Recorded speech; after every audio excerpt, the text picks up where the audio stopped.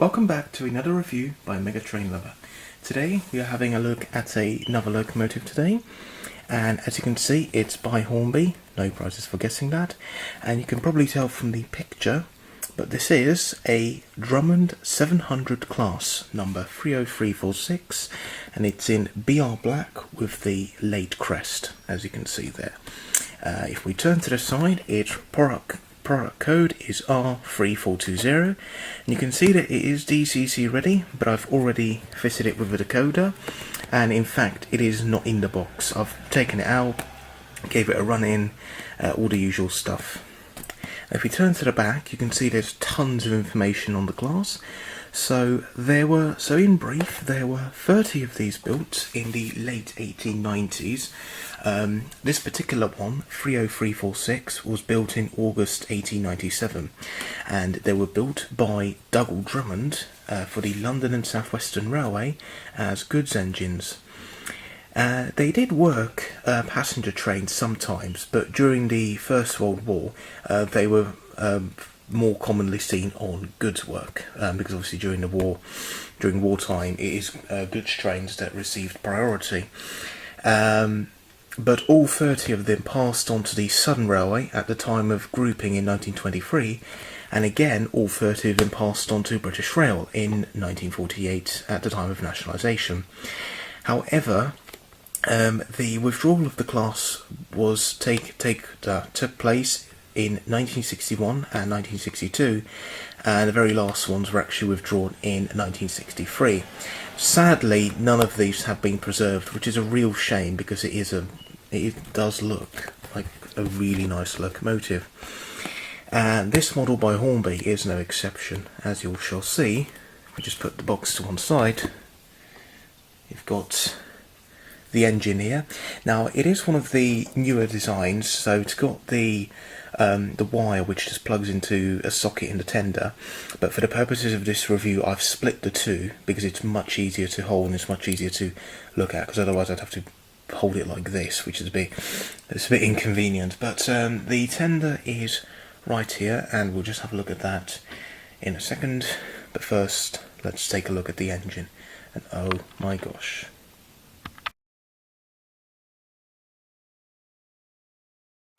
Just look at that. It's absolutely beautiful. The detail on this is so good, yet so delicate. All this pipe work here on the side of the boiler, and then the whistle, they're all just so incredibly delicate. I'm actually scared on just touching it, because in case it breaks, but it is really delicate. This is good. I mean, it's good. It shows that, you know, it's not all moulded detail. I mean, you can see a bit of moulded detail there, but I'm not too sure how much that would actually, you know, protrude on the real locomotive. But to be honest, that doesn't detract from the overall quality of the model. That is a really nice touch. But honestly, the detail on this is just absolutely incredible. Where do we start? Alright, we got sprung buffers on both the locomotive and the tender. And being a Victorian goods engine, it's got an 060 wheel arrangement. So it's basically got no wheels, so no trailing wheels at the front, no trailing wheels at the back. It's just got its 6 driving wheels. You can see the brake rod, which has already been pre-fitted on the engine. So on these engines, the brake rods were external, and I have to be very careful not to bend that. Sorry. You can see the reversing bar just across there. What I really like is the dummy sort of internal mechanism. That is a really nice touch, and I like how you can see through the boiler, so you can see. I mean, it's quite hard. Yeah, you can see my hand there. Hello. There's a builder's plate there, which is a bit hard to read, but it's not very legible, is it? But it might just be, but I'm not going to attempt to read it. Anyway, let's look at the front. So it's got a very characteristic look of a sort of Victorian engine from the 1890s.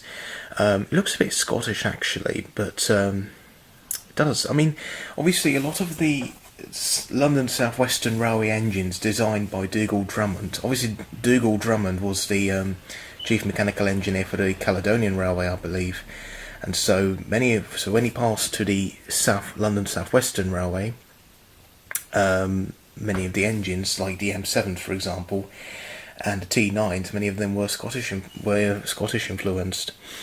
Speaking of the M7s, these locomotives, they had the same boiler as the M7s, so there's an element of standardisation there, which is really, really nice. That funnel is really tall, seriously is. But of course, again, it is Victorian. So I love all this detail on the smoke box, like sort of the smoke box darts, all the lamp irons on the buffer beam. This brake pipe here I fitted myself because it does come in the detail pack. Also, when you get the locomotive by default, you don't get the front coupling fitted to it. You have to do this yourself, and I think I'll just push it. That's fine. Again, on the other side, the detail is incredibly replicated. All this very, very fragile pipe work is just absolutely amazing. You have to be really careful. It's a good thing I split the tender and the engine, because you have to be seriously careful when handling this locomotive. Now let's look at the cab, which, like the outside, just look at that. Absolutely beautiful. You get the huge reversing gear on the left hand side, you get the regulator right in the middle, and you get all the gauges, all the valves and the water gauges and everything. It's just absolutely amazing detail. You even get the firebox door, but it's very, very small. You can, in fact, if I just bring it sort of into light, you can just sort of see it there, but it's really, it's quite hard to notice. But it is there, and it seems on these locomotives the firebox door was really low, so it must have been quite a pain to fire, because the firemen, constantly having to go sort of much lower than on other locomotives, just shovel much lower. So it must have been quite a backache for the firemen to do, shovel coal. But anyway, I think these are the seats. These are the seats which the driver could sit on, and the fireman as well. Just not the camera, actually. Sorry. You get this. I forgot what it's called, but obviously this bridges the gap. But obviously it sort of bridges the gap between the engine and the tender.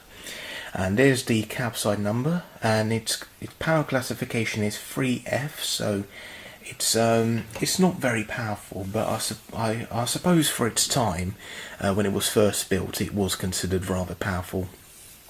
But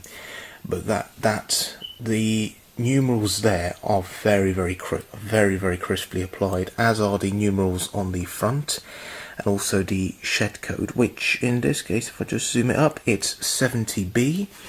And if we just look on the box, 70B is Feltham. Just push it to one side. So 70B is Feltham, which was the last shed, which this particular loco, 30346, was stabled at before being redrawn in 1962. Now, so we've had a look at the engine, which is just absolutely amazing. I have to be very, very careful. But let's place the engine to one side. Now let's have a look at the tender, which is just as well detailed, and again just as fragile. You get this sort of wire along here. I'm not entirely sure what it is, but that is extremely fragile. Sprung buffers again, and the brake pipe at the back I fitted myself. This is the back of the tender, so you get the handbrake there. The coal load does actually slide back and forth. I'm not entirely sure whether it is removable. Probably is, but I'm not gonna risk it. You've got these coal guards here, so that's to stop the coal from sort of falling out. You get lamp irons on the back. Also, both the couplings on the locomotive and on the engine and the tender, they're both NEM couplings. Beneath you get the socket where the plug goes into, and then the screw where the bar attaches to. You get the Lade Crest logo there, which is really nicely applied. So yeah, overall it is it's a nice tender. I mean, it doesn't have a lot of features because it is a tender, but obviously it was very useful. But yeah, this engine on the whole is just absolutely beautiful. Now, looks may be one thing. How does she perform? I'm going to reassemble her, and we'll find out.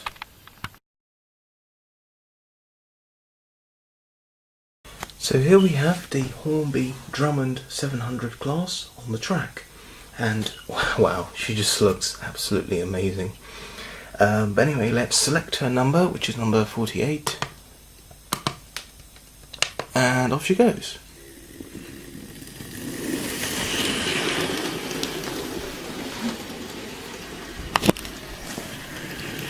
Wow, oh, she is amazing. I mean, wow, honestly, she's performing so well. Let's get a few shots of her passing.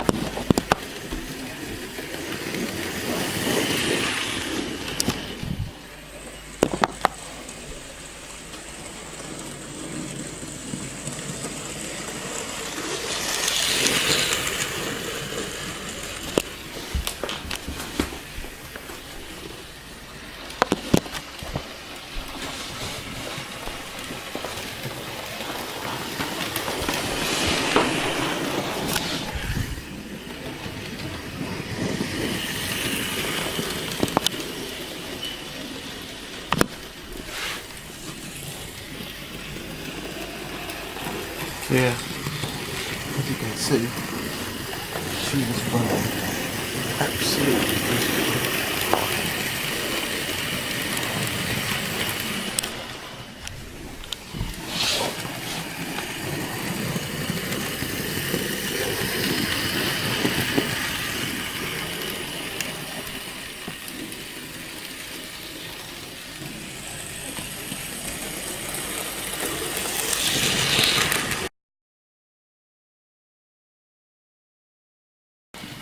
So, as always, in conclusion, I definitely recommend her. But especially for a Southern Railway modeller, she is a must-have. Because after all, she is a Southern loco. But wow, if you can get a good bargain, or yeah, even pay full price for this, she's still worth it. Absolutely worth it. But anyway, thanks for watching, and see you in the next review. Goodbye.